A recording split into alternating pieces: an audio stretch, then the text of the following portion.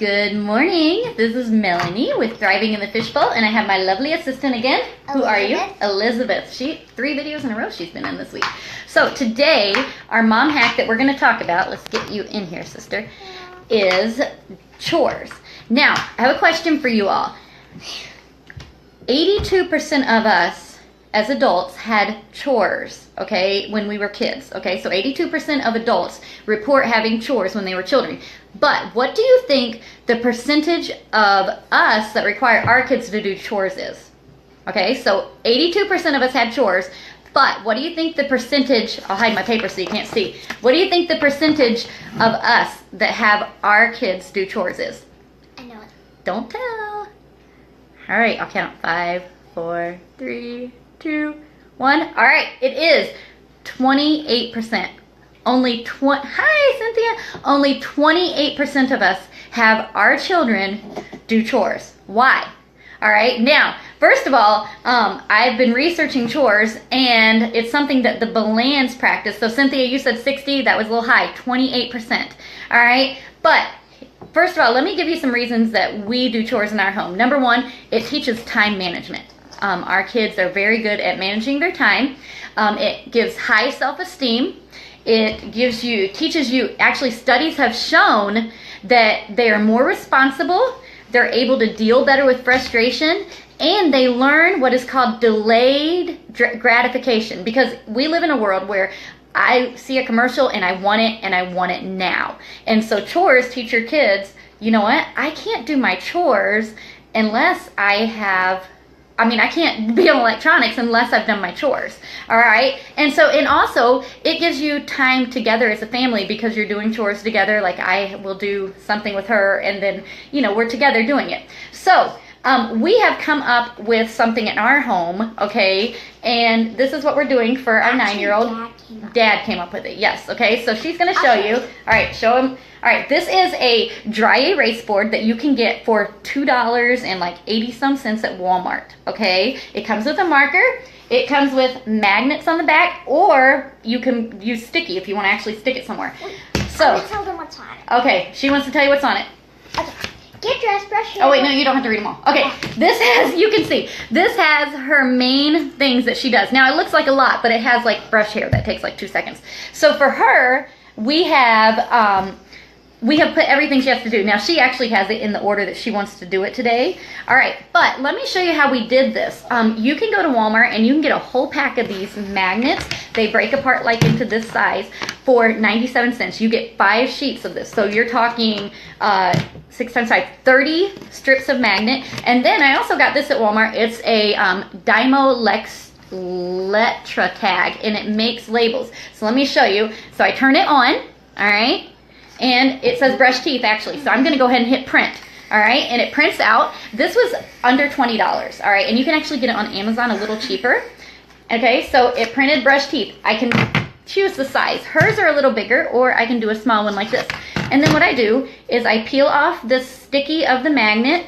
I peel off the sticky of the label, and I put it on there. And so what she does is we keep this actually on a file cabinet in our schoolroom, and she puts it up there, and as she does the thing, so say that she got dressed already, she takes that off. She already brushed her hair this morning, she takes that off. She already brushed her teeth this morning, she takes that off. She did her devotions, she ate breakfast, she sorted her laundry, she started the laundry, she puts the breakfast dishes over on the counter, all right, and so on. So it's not like she has a ton of stuff, even though it looks like it.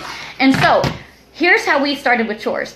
Our Ariel is 4, but even when she was 2 years old, we started letting her take the silverware out of the dishwasher and put it up. Now, did she put it up? No. If you remember, I used to post pictures of the silverware drawer just being a huge mess because she would throw it all in there. But she learned to put the silverware up, all right? And then also, Elizabeth, I think, how old were you when you started sorting laundry? Little. No, I was 8. 8? Okay, she started sorting laundry. And now Ariel, I've already started having her match up socks, all right? And so I've already started having her match up socks so that she can learn that. And so just a few chores. I'm actually going to post a list of chores that are age appropriate that I've come up with on my blog. So I have that a little later. But, just some things that we have done. I made a list here. When they're 2 to 3 years old, they can put their toys away. They can fill the dog food with the dog dish with dog food. They can put their they can do the dishwasher. They can dust. We have Norwex cleaning things, so there's no chemicals involved, and they can dust with that. Ariel, now that she's 4 to 5, she can help make her bed. Is it pretty? No. You know, like I have her help empty the trashes. You know, it's not perfect. Her job every day now is to pick up the living room. All right. And so, like, I will show you right here. Let me take you and show you. You'll see that she is on her electronic time in here, over there, playing on electronic time. But the living room is picked up because why? She did her school and she did her her chore. And so now she's getting her 15 minutes of electronic time. If you missed the video from yesterday, we talked about how we award electronic time. So she turned in her token and she gets 15 minutes. All right. Now, as they get a little older, so 6 to 7 years old, they can, I put 6 to 7, they can sort laundry, they can sweep, they can set the table. 8 to 9 years old, Elizabeth does the breakfast dishes, and she can do the kitchen from start to finish. Yesterday, she got in a little bit of trouble and had to do the kitchen after supper. She did all of it except for an iron skillet. So, I mean, as good as I would have done it. I just had to refix a couple things. All right, that's the other thing. Don't go back doing their work, okay? I know some of you are OCD like me. All right, also, they can fold laundry. I want to show you down my hallway. I do not touch the laundry anymore except to put it away. Let me show you down my hallway. If you can see, there are piles by people's rooms. That is, the girls sorted it, they washed it, they dried it, and they put it in piles by the person's rooms. Also, Elijah did that last night. He has to do the darks, all right? And so, and Elizabeth does it too, so. Wait, I have to tell you. Okay, come here. She wants to tell you something. I'm on a 2-week vacation on half of my list. She's on a 2-week vacation from some chores just because we had overloaded her a little bit. We realized it when we did the chart, so she's enjoying her vacation.